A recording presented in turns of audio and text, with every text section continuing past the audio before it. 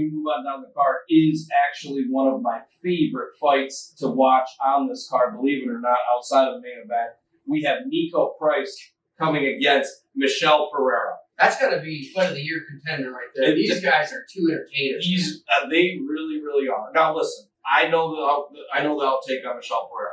He's in there, he's jumping around like Richard Simmons, and it's costing him some fights. I do believe that even though you're getting him right now at the time of taping at negative 162, I think that's good fucking value. I really do. I think his 11 losses is a farce. 11 losses? Yes, true that, but the thing is, the guy is an entertainer. Now, when you look at his last fight, it looks like he calmed that down a bit. I think he's growing in that. I've said this before. When we first watched him fight, he was doing all the backflips. He lost that Canadian that took the fight on short notice. Exactly. Yeah. He was doing all the backflips. He was doing. I was like, this guy is a sheer maniac. He is an absolute monster. He's one of the most athletic guys in the UFC. I think he actually has a pretty good fight IQ outside of the fact that he's a dumbass with the flips and overexerting his energy. Right. I think he focuses too much on being an entertainer in some circles. But outside of that, if you look at his sheer athleticism and power, there's nobody that even matches with maybe Usman. A lot of his losses did come at 180. He is fighting at 170 now. I think that was a good shift for him. He was even big at the 180. Now he's even bigger at 170. And he just outmans people. He's way more athletic than people. Now, Niko Price. Man, well, with him coming down weight class too, you got to worry about his gas tank, which was already kind of in question.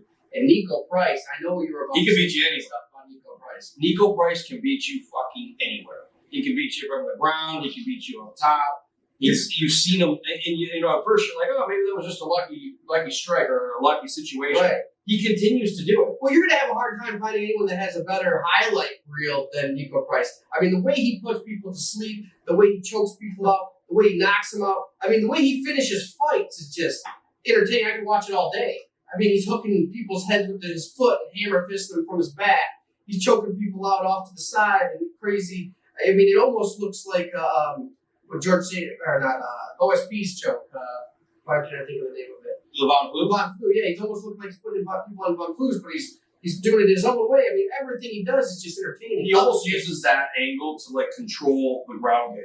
He almost enjoys it. I don't think he's actually going for the choke. I think he's just doing it to try to control the position. Okay. Maybe if the choke is there, but he uses it. I mean, he doesn't just sit there and say stagnant, what you actually like if you're looking for, to try to get someone to outpoint someone at the end of the round. Whatever the case may be, though, again, circling back to Michel Pereira, I mean, the guy is just an absolute maniac. You can totally sense that he outmatches people when he is focused. Bet at your own risk, though. Because I'm telling you right now, he could get in there. I believe there is going to be fans for the first time that might give him a little bit of hype. He might even throw in a couple of backflips in there. Who knows? He might think it's the Summer Olympics again. I have no fucking idea what you're going to get. But if he doesn't do that, if he's changed his ways on that, I almost think the guy's damn near unbeatable. You know what I mean? Because that would hurt anyone's gas tank, let's be fucking honest. But at the end of the day, what he does is he's so much stronger, so much more athletic. If he's channeling all that energy into sheer fighting, I don't see the guy lose. I think he could compete with the best of them. I'm not going to give some bold take and say he'd be beating Usman at this juncture. Right. But I am telling you, he is. I do think that his record doesn't necessarily tell the full story of Michel Pereira, in my opinion. I hear you. I think I'm going to have to take the other side of this one. I got Niko Price. I think he can weather the storm early, and man, he's going to finish this guy from anywhere he needs to do it from. I got Niko Price all day. I think he's a good one to, inside. You're just the dog money there. Dog money. I don't think it's awful, but we are going to be on opposite ends of the spectrum on this one. I'm going to stand in the line of Vegas. I'm going to go with them. We're going to go Pereira, cash that one in on my side. He's going to go Niko Price. I'm interested to see it. No matter what happens, I don't think they can put the fucking under low enough for me not to put that one too on a side note. We will put I'm sure you're not getting positive money on that. I'll even put a poll down underneath. We'll see. Whatever the fans want to think on that one.